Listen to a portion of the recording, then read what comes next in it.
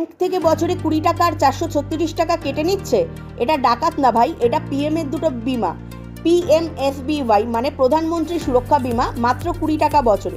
আরেকটা পিএমজেজেবিওয়াই মানে জীবন বিমা, 436 টাকা বছরে। এই দুটো বিমা সম্পূর্ণ আলাদা। একটা অ্যাক্সিডেন্টাল ইন্স্যুরেন্স কভার করবে আর একটা লাইফ ইন্স্যুরেন্স লাইফকে কভার করবে। পিএমএসবিওয়াই 18 থেকে 70 বছর বয়সী সবাই নিতে পারবে। পিএমজেজেবিওয়াই এই ইন্স্যুরেন্স 18 থেকে 50 বছর বয়সী সবাই নিতে পারবে।